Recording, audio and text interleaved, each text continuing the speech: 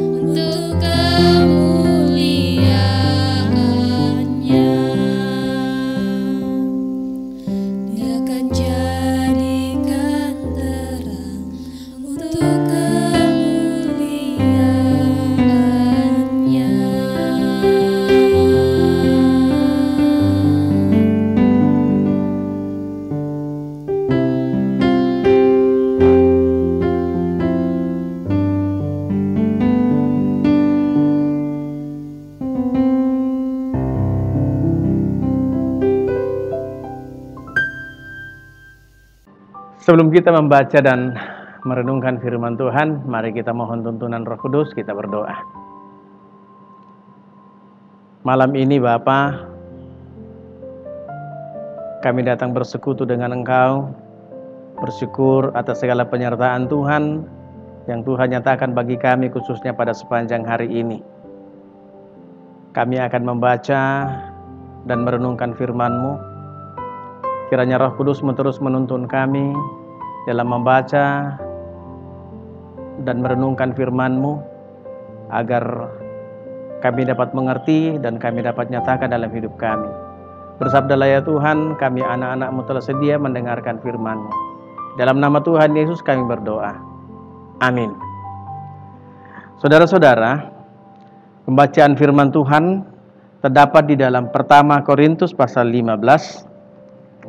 1 Korintus pasal 15 ayatnya yang pertama hingga ayatnya yang ke-11 tentang kebangkitan Kristus.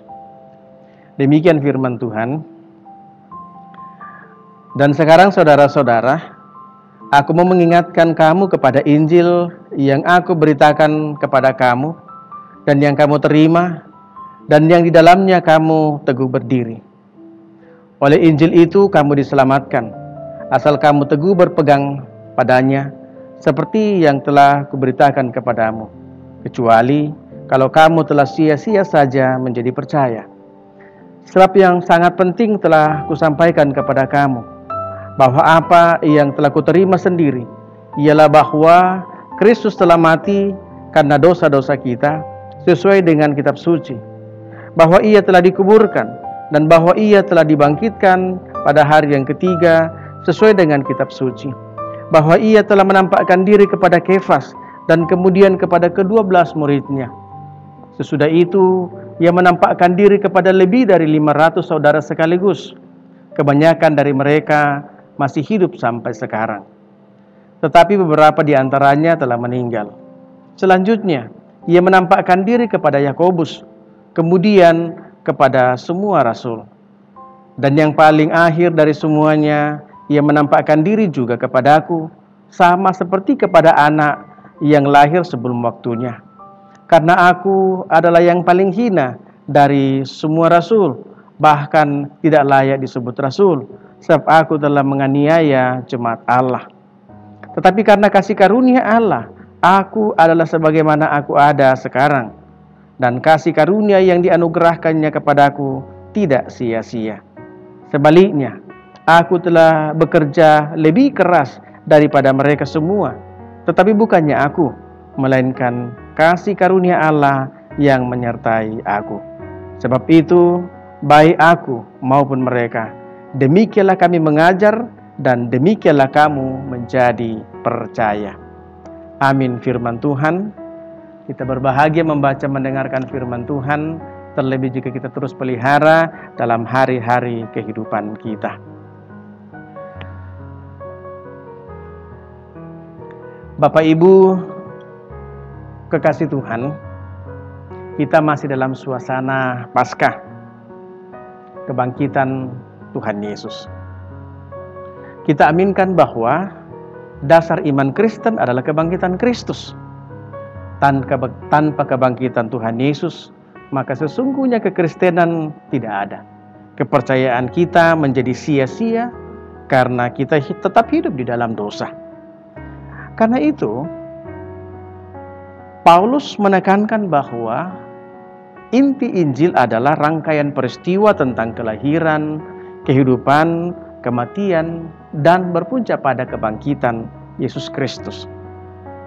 Secara khusus, Paulus menekankan tentang kematian dan kebangkitan Yesus Kristus sebagai dasar keselamatan dan dasar kehidupan orang Kristen.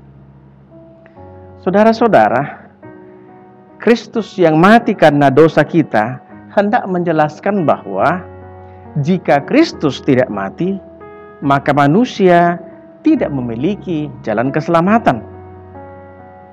Ia mati untuk menebus kita, sehingga kematiannya, maka kita dapat kembali bersekutu, membangun relasi dengan Allah. Paulus menekankan tentang Yesus yang mati itu dikuburkan. untuk hendak menyatakan bahwa Yesus benar-benar mati. Tidak mungkin ada yang dikuburkan kalau tidak ada yang mati. Yesus yang bangkit juga menjadi tantangan tersendiri dalam pemberitaan Injil. Bagi jemaat di Korintus, ada keraguan terhadap kebangkitan Kristus, baik dari kalangan orang Kristen yang berlatar belakang Yahudi maupun orang Kristen yang berlatar belakang non-Yahudi. Itulah sebabnya Paulus kemudian memberikan bukti yang meyakinkan bahwa Yesus benar-benar bangkit. Ada banyak orang yang menjadi saksi melihat dan berjumpa dengan Yesus setelah kebangkitannya. Dan Paulus sendiri menjadi saksi dari sekian banyak orang tentang kebangkitan Kristus. Jadi saudara-saudara, Paulus memperlihatkan bukti yang otentik tentang kebangkitan Yesus yang juga sesungguhnya telah dimuatkan oleh nabi-nabi di dalam perjanjian lama. Saudara-saudara yang kekasih, apa sesungguhnya dampak kebangkitan Kristus bagi kita? Secara khusus Paulus memberikan kesaksian bahwa dampak yang luar biasa yang Paulus dapatkan dalam kebangkitan Kristus, bahwa Paulus yang dahulu hina kini menerima anugerah Allah. Paulus yang dahulu menyia-nyiakan kehidupannya, bahkan menganiaya umat Tuhan, setelah menerima anugerah Allah ini, Paulus tidak mau menyia-nyiakan anugerah Allah itu. Paulus dengan keras, tegas menyatakan ia mau bekerja keras untuk menjadi saksi tentang kebangkitan Kristus. Sebuah ungkapan loyalitas, sebuah ungkapan militansi dari seorang Paulus yang telah menerima anugerah dari kebangkitan Tuhan Yesus. Paulus di dalam menyatakan kerja kerasnya juga tidak asal-asalan. Dia mau mendapatkan hasil yang nyata. Dan karena itu ia katakan dalam ayat 11, sebab itu baik aku maupun mereka, yaitu para rasul, demikianlah kami mengajar dan demikianlah kamu menjadi percaya. Bagi Paulus, kerja keras, loyal, profesional benar-benar harus nyata sebagai orang yang menerima anugerah keselamatan di dalam Tuhan Yesus. Paulus adalah seorang pengajar yang mendapat keahlian karena kasih karunia Allah. Ia bekerja dengan keras, penuh pengabdian, dan hasilnya salah satunya ialah jemaat di Korintus. Saudara-saudara yang kekasih, kita semua gereja adalah murid-murid Tuhan Yesus yang juga telah memperoleh anugerah dari kebangkitan Yesus. Kita seyogyanya menjadi murid yang bekerja keras memberitakan tentang kebangkitan Yesus yang memberikan anugerah kepada umat manusia. Anugerah yang ada damai sejahtera yang membebaskan manusia dari kuasa dosa dan segala dampak penderitaan dan kesusahan yang diakibatkannya. Saudara-saudara, dalam konteks kekinian, seluruh dunia termasuk kita di Indonesia berada dalam penderitaan kesulitan akibat pandemi COVID-19. Seluruh aspek kehidupan telah terdampak oleh pandemi ini. Momentum Paskah, momentum kebangkitan Tuhan Yesus yang memberikan anugerah itu, yang telah membebaskan kita dari kuasa maut, yang telah melepaskan kita dari belenggu kuasa dosa, harusnya kita responi seperti Paulus di dalam menyatakan kerja keras, bangkit kembali, memulihkan kehidupan, memulihkan ekonomi, bersama-sama dengan pemerintah bekerja keras agar kita bisa cepat keluar dari pandemi COVID-19 ini, tentu dalam anugerah Allah. Kristus telah bangkit. Kristus telah menyatakan anugerah keselamatannya kepada kita. Karena itu, kita harus menjadi saksi kebangkitannya, menebarkan cinta kasih dan damai sejahteranya. Roh Kudus memampukan kita dalam menaikkan pelayanan dan kesaksian ini. Selamat Paskah, Tuhan Yesus memberkati. Amin. Mari kita berdoa. Terima kasih Tuhan, kami diteguhkan dalam iman bahwa kebangkitan-Mu memberikan keteguhan iman bagi kami, bahwa kami memiliki jalan keselamatan dan jaminan keselamatan di dalam Dikau. Tuhan Yesus, kami percaya Engkau pun mengutus kami sebagaimana Engkau mengutus Rasul-Rasul dan Paulus untuk menjadi saksi tentang kebangkitan-Mu, untuk turut terlibat di dalam menyaksikan bagaimana kuasa dan kasih-Mu berkarya dalam kehidupan umat manusia, khususnya di lingkungan kami. Di masa-masa pandemi COVID-19 ini Tuhan, Engkau mengutus juga kami menjadi saksi tentang kebangkitan-Mu yang mengalahkan sumber dari segala sumber kesusahan, yaitu dosa. Biarlah dalam tuntunan kuasa Roh Kudus-Mu Tuhan, kami dapat bangkit untuk hidup menjalani kehidupan ini bersama dengan kebangkitan-Mu ya Kristus. Tuntun sertai kami sepanjang malam ini. Kiranya kami dapat lalui malam ini dalam berkat penyertaan kasih sayang-Mu. Besok kami dapat bangun dengan tubuh keberkatan, melanjutkan kehidupan, melanjutkan tugas kerja kami, bangkit hidup bersama-sama dengan Engkau. Ini doa kami Bapa, ampuni salah dosa kami, terimalah kami di dalam nama Tuhan Yesus yang telah bangkit dan hidup untuk kami semua. Amin. Demikianlah media Sabda Jemaat Priorita pada malam hari ini. Kiranya Roh Kudus menyertai Bapak Ibu Saudara-saudara dalam kuasa Bapa dan Anak. Amin. Selamat malam, Tuhan Yesus memberkati.